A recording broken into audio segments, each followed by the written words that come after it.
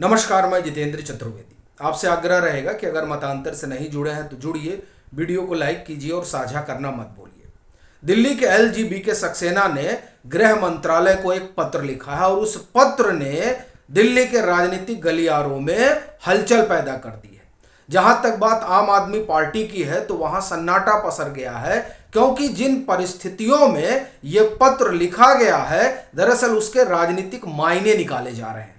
अब सवाल उठता है कि वो परिस्थितियां क्या हैं, उसे समझेंगे। और दूसरा, उस पत्र में क्या कुछ कहा गया है जिसके कारण जो एक तस्वीर उभर रही है वो तस्वीर आम आदमी पार्टी की सरकार के लिए बहुत ठीक संकेत नहीं है। पर उन संकेतों को पढ़ें, उस पत्र में क्या है उस पर बात करें, इससे पहले पृष्ठभूमि को समझना बड़ा जरूरी है। देखिए, हुआ क्या है कि अरविंद केजरीवाल तिहाड़ गए तो LG का एक बयान आता है, यानी वो एक साक्षात्कार में बातचीत के दौरान ये कहते हैं कि हम दिल्ली की जनता को आश्वस्त करते हैं कि सरकार जेल से नहीं चलेगी। उसके बाद में क्या होता है कि दिल्ली हाई कोर्ट में PIL पड़ता है इस बाबत कि अरविंद केजरीवाल को कोर्ट आदेश दे कि अपना पद छोड़ दे। तब कोर्ट ये कहता है कि नहीं, हम इस मामले में कोई हस्तक्षेप नहीं करेंगे, ये दरअसल कार्यपालिका का काम है। LG तय करे, राष्ट्रपति तय करे कि ये मुख्यमंत्री पद पर बने रहेंगे या नहीं बने रहेंगे। अब इस पृष्ठभूमि में जब LG पत्र लिखते हैं तो जाहिर तौर पर सबके कान खड़े हो जाते हैं, क्योंकि वो पत्र गृह मंत्रालय को लिखा गया और दिल्ली की जो व्यवस्था है उस व्यवस्था में गृह मंत्रालय की बड़ी भूमिका है। यानी गृह मंत्रालय ही आप एक तरह से कहें कि राष्ट्रपति जो है वो गृह मंत्रालय के जरिए ही पूरा कामकाज दिल्ली का देख रहे हैं। अब ऐसी स्थिति में जो पत्र है वो पत्र आम आदमी पार्टी के भीतर चिंता की लकीरें पैदा कर देता है। अच्छा, क्यों साहब?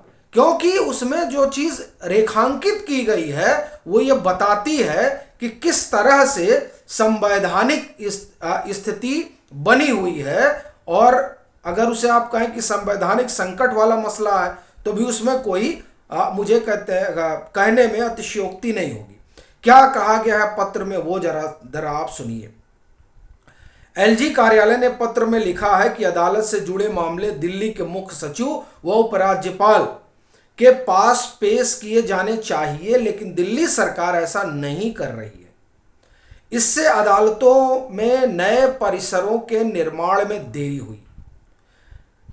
जिला अदालत से संबंधित प्रस्ताव 2019 से लंबित रहा, इस कारण न्यायिक प्रक्रिया प्रभावित हुई। जल बोर्ड से संबंधित एक मामले में कोर्ट केस किया गया। इसमें कहा गया कि धन आवंटन करने के लिए LG को आदेश दिया जाए। बाद में यह मामला सुप्रीम कोर्ट तक पहुंचा, जहां मामला ठंडा पड़ गया। इसके अलावा हाई कोर्ट में आबकारी नीति 2021-22 से जुड़ा मामला चल रहा है। अदालत के 29 मार्च 2022 के आदेशानुसार राष्ट्रीय राजधानी क्षेत्र में अनुरूप और गैर अनुरूप वार्डों की पहचान व वर्गीकरण के उद्देश्य से समिति का गठन किया गया था। इस मामले में कोर्ट में केस चल रहा है। इसमें दिल्ली सरकार को दोषी बताया गया है। इसके अलावा दिल्ली की फरिश्ते योजना पर विवाद हुआ। इसमें कहा गया कि इसे फिर से चलाने के लिए अस्पतालों का बिल लंबित है। इस मामले को लेकर मीडिया में गलत तथ्य रखे गए। मामला कोर्ट तक पहुंचा और LG ऑफिस को नोटिस जारी हुआ, जबकि तथ्य पेश कर बताया गया कि योजना के नियम के तहत फंड दिया गया है। योजना को नियम के तहत फंड दिया गया है। इसी तरह कई मामले अलग अलग अदालतों में चल रहे हैं। मुकदमेबाजी में सार्वजनिक खजाने के करोड़ों रुपए खर्च होने व अधिकारियों का समय खराब होने के साथ साथ अदालत पर बोझ बढ़ रहा है। यानी जो पत्र लिखा गया है उस पत्र में साफ तौर पर दिल्ली जल बोर्ड वाला जो मसला है उसको रेखांकित किया गया है।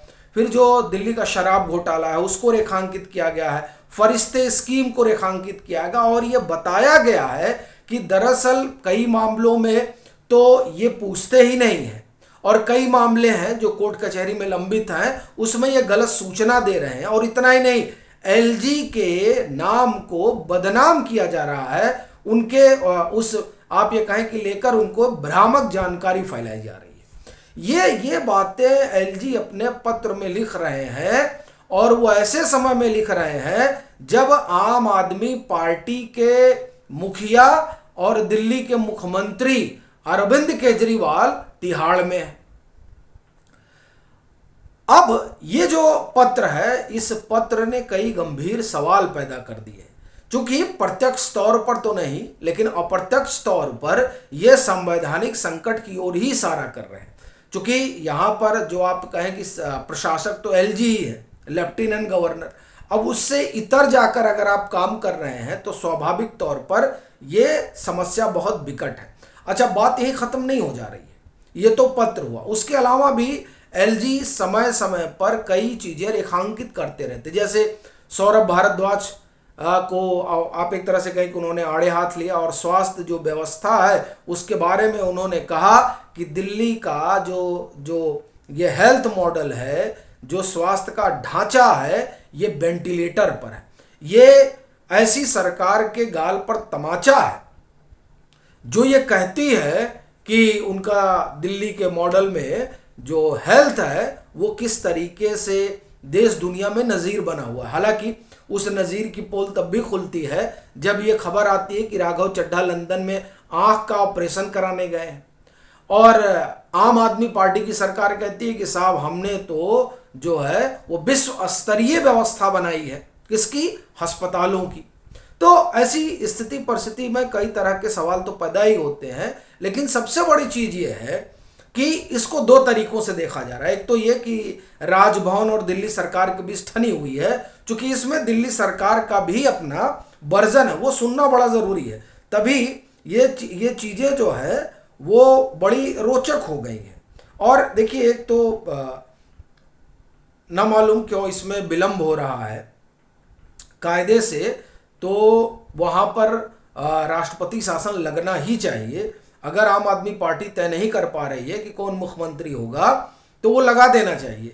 और इसका जो आम आदमी पार्टी सोच रही है कि सिंपैथी वगैरह कुछ मिलेगी, वो दिखाई नहीं दे रही है। खासतौर से आप देखिए गाजियाबाद में पीएम की सभा होती है, हम सभा न कहें रोड शो होता है, उस रोड शो में जिस तरह का हुजूम उमड़ा, वो हुजूम बता रहा है कि किस तरह की बयार चल रही है, चूंकि गाजियाबाद एनसीआर में आता है।